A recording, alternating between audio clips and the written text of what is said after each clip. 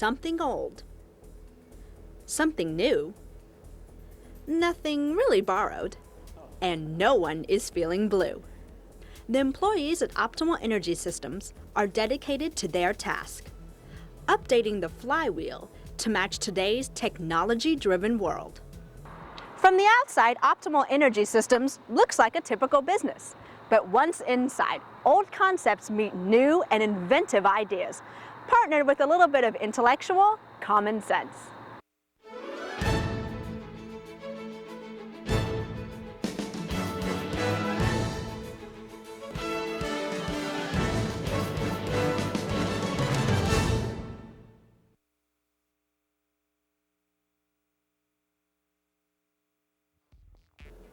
Based upon his idea for low-stress flywheels, Dr. Dwight Sweat found this company in 1997.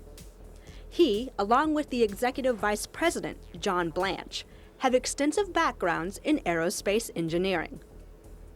Optimal Energy Systems is a new technology enterprise with a patented energy management and power conversion technology. This is used for electrical backup and charging power supplies, space satellite energy storage, and attitude control systems, along with aviation industrial high-speed power conversion systems. The thing that really started the whole process of developing the flywheel technology that we've got right now came out of the problems that we had on the project at Hughes at the research lab. There were a lot of things that we found out about high-speed flywheel technology that we were not able to solve on that project. And so it's primarily, it started initially as a personal kind of vendetta where I had to solve those problems. But then out of that, you know, from talking with, as I said before, friends who were involved in business and who had gone through type of entrepreneurial venture kind of things before, they understood the potential for the technology as far as product and commercial markets and aerospace. The advanced concepts seemed a little too daunting for some people to understand. Therefore, raising money was difficult. They needed to turn working out of their garages into working out of a storefront. Not to worry, as engineers, they're motivated by problems they can't solve. Initially, they had friends and family put up a little money into their venture. After that point, they took a leave of absence from their current jobs and started the company on a shoestring budget. We used that money to build our prototypes and demonstrate the technology, and then from there, it took about 4 years, but we were able to finally start generating some revenue last year. They soon found out that the business arena is worlds apart from their expertise. There are a lot of variables to consider. The greatest challenge by far has been raising capital for their endeavor. As engineers, you know, we're trained as very analytical, and we approach a problem. We identify all the variables, and then we proceed to try to solve the problem. In business, we've come to find out that the rules change. They change a lot, and they change depending on who you're dealing with, whether it's investors or whether it's a customer, and it changes from investor to investor and customer to customer. Optimal has 6 laboratory technicians, and sometimes they hire engineers as needed on a consultant basis. Therefore, employment is anywhere from 8 to 15 people. For years, people have been working on the flywheel. In terms of energy storage and storage per pound, the best flywheel is one with as large a diameter as you can make, and with as much of the mass located as far from the axis of rotation as possible. The problem?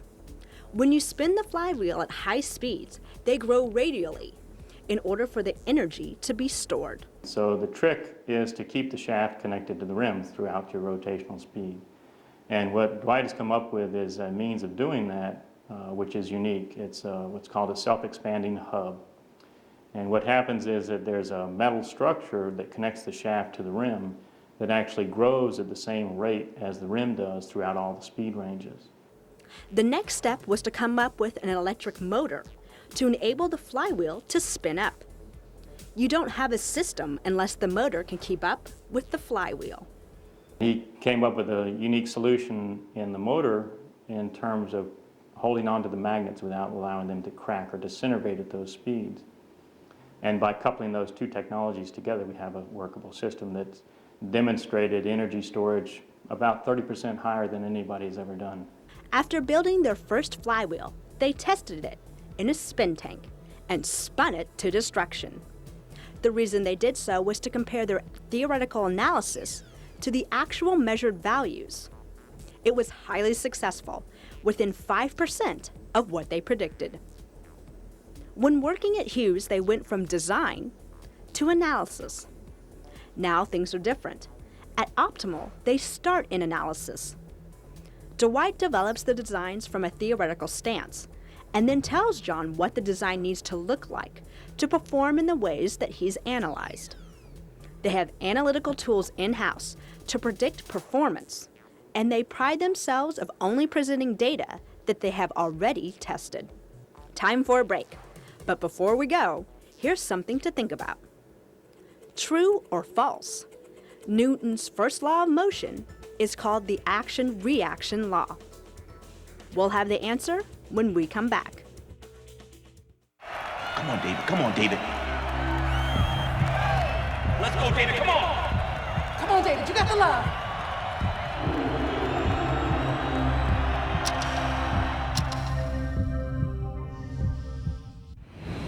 Get as involved in your kids' education as in everything they do, and imagine the success they might find. Stay in touch with the teacher. Visit the school. For more tips, call 1-800-281-1313. Good, David. Good, David.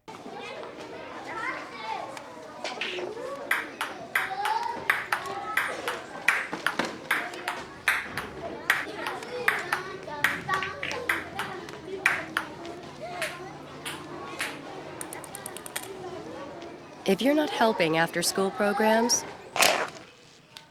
you're really helping to take them away. That wasn't very nice. After-school programs, wouldn't you rather be helping? Now back to common sense. Let's take a look at the brain teaser again. Newton's first law of motion is called the action-reaction law. That is false. The first law of motion is called the law of inertia. We've been inside Optimal Energy Systems, a company with a lot of flywheel know-how. After putting everything together, it was time to get rolling.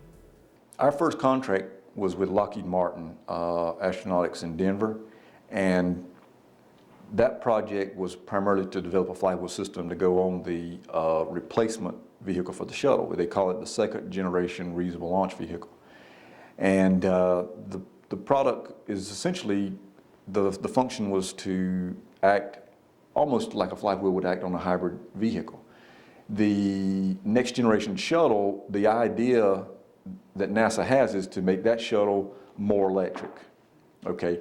Now, when they go to a more electric power system, they need something in there that essentially will act as a buffer and level out spikes and loads. And so the flywheel the idea was that the flywheel would go on to the shuttle and act as a buffer where whenever you need large pulses of energy, the flywheel would supply it, and the power system on the shuttle would never see those pulses. If you didn't have a mechanism in there like that, you'd have to size the whole shuttle power system to handle those big spikes, and 90% of the time you wouldn't even use it. I decided to get a description of some of their products and an explanation of how they work. And this is what we call the hot rod. This flywheel rotor has a different internal structure that allows us to go to even higher speed, but it has a limited life. So very much like a hot rod, lots of power, very short lifespan. So this is a prototype for a flywheel that would do energy storage on a satellite, what we call the FESM, Flywheel Energy Storage Module. And here you see a very large flywheel. That's where the inertia is. This is where the energy is stored. On the same shaft is a very small motor generator rotor. Okay, so this is you can see literally scaled up version of this one here. And so this is what puts the energy into and takes the energy out of the flywheel. And this whole system is suspended on magnetic bearings.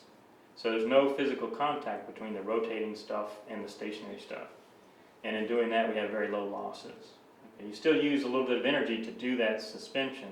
They're electromagnets that actually suspend it, but it's low compared to mechanical bearings. The objective of the flywheel is to store energy in the least amount of weight possible. The FPOM is a system with the most contracts and has two functions. One is to do load leveling on vehicles, be it air or ground.